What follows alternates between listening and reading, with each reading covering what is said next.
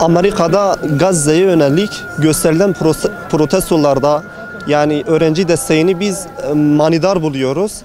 Gerçekten yapmış oldukları protestolar çok değerli. Biz de onlara destek veriyoruz ve yapmış oldukları duruştan dolayı ötürü onları tebrik ediyoruz.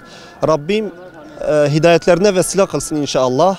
Bu minvalde inşallah bütün dünyanın dört tarafında bulunan bütün üniversitelerde böyle buna benzer eylemlerin artmasını ve bu zulmün durması noktasında bütün öğrenci kardeşlerimizi, bütün üniversite okuyan öğrenci kardeşlerimizi protestoya davet ediyoruz. İlk olarak Filistin'deki mazlum halkın yanına olan Amerika'daki tüm öğrencilerin ve bütün dünyadaki bu tepkiye gösteren öğrencilere buradan selam olsun.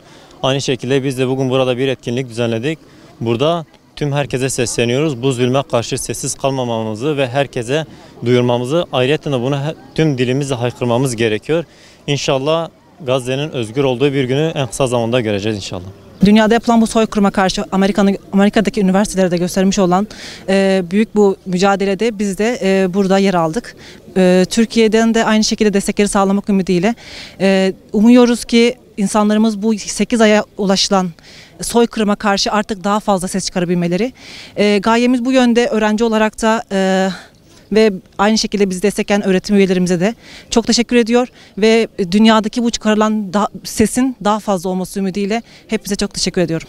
Amerika'da yapılan gösteride din, dil fark etmeksizin destekleyen tüm arkadaşlara, insanlara teşekkür ediyoruz gerçekten. Bu her yerde yapılması gerekli. Sessiz kalmamalıyız bence. Her yerde sessiz kalınmamalı. Filistin için, Mescid-i Aksa için desteklerini bekliyoruz.